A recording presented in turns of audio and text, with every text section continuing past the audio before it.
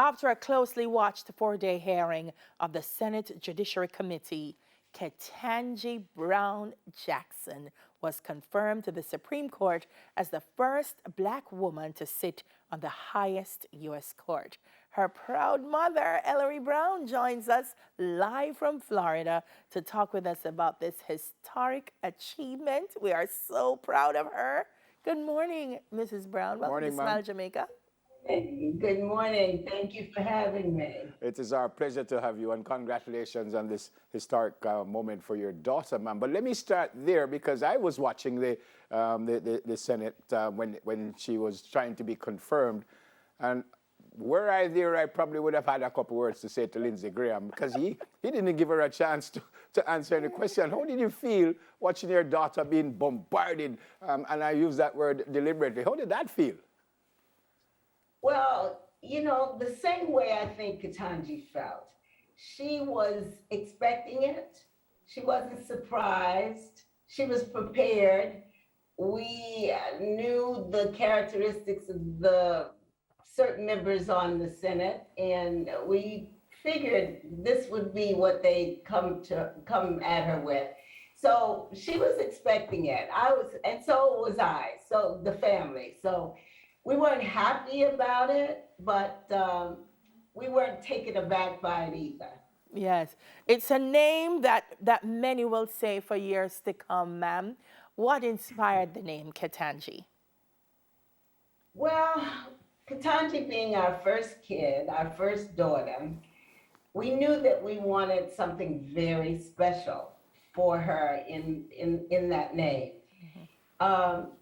So my sister, who was in the Peace Corps at the time in West Africa, I asked her to just send me a list of names that I could choose from so that I could possibly use to name my first daughter.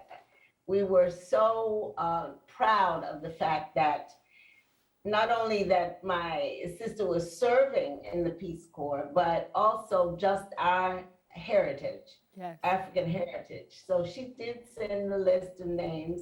And of that list, the one that jumped out to me and the one that I thought would be best suited for my daughter was Ketanji. I had not heard it before. I was just intrigued by the sound of it. And I chose Ketanji Anika. That name in translation, what she said she had learned from just compiling the list, meant lovely one.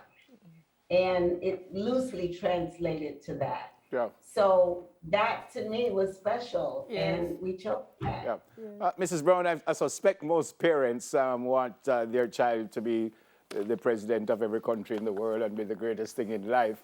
How soon or how late in life did you think my daughter is going to be doing something very special? How soon did that happen?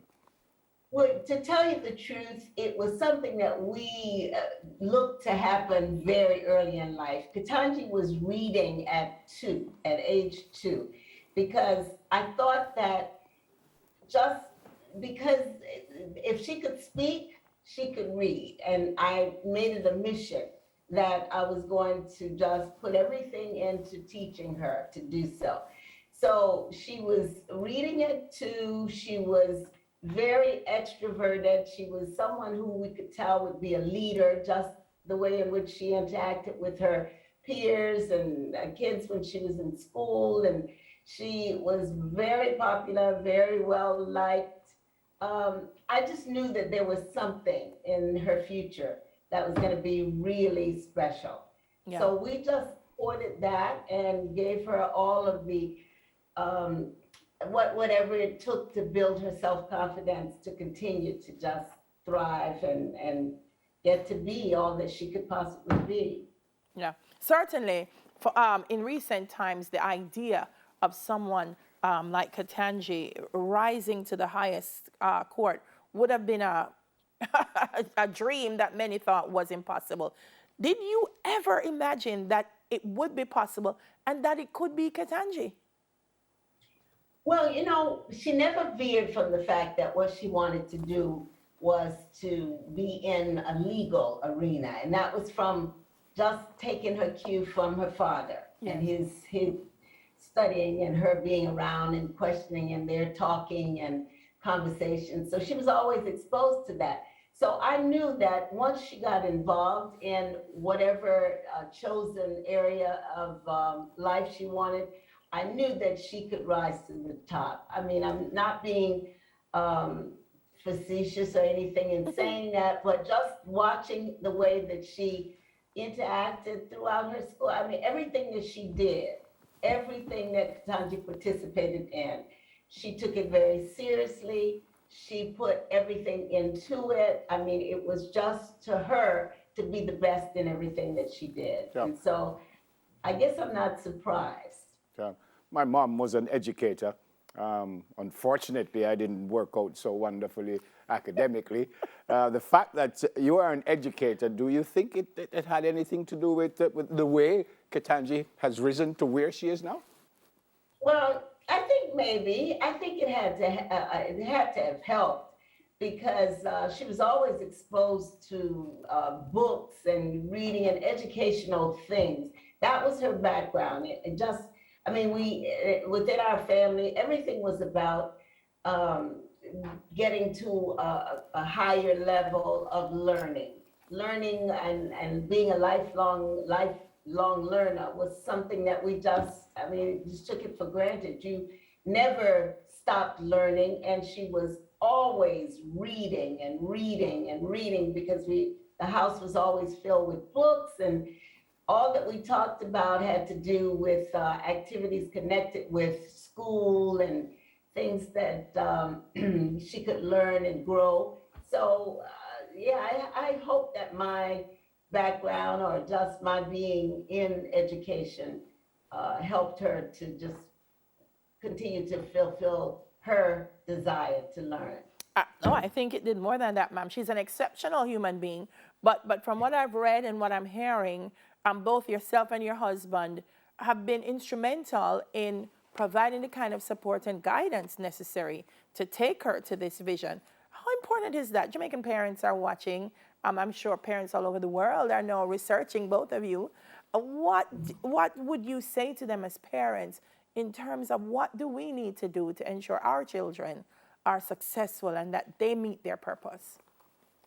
Well, the first thing is I just said is you never cease learning and wanting to learn and to grow and to make sure that you're always acquiring new ideas, being exposed to new things.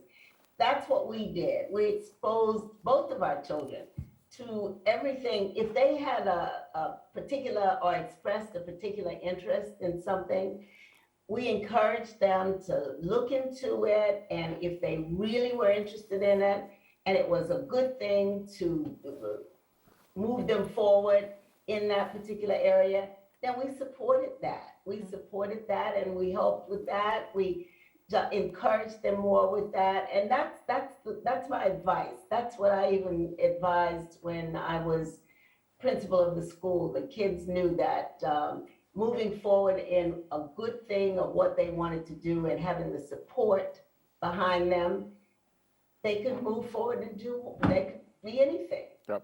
Amazing to meet you, ma'am. Congratulations again. Please tell your daughter that we are so very impressed with where she is now, what she has done thus far.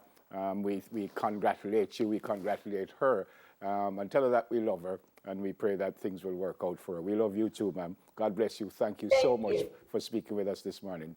Stay safe. Thank you very much for having me. Thank you. It's our pleasure. Mrs. Ellery Brown, mother of the newly appointed U.S. Supreme Court Justice Ketanji Brown. There you go.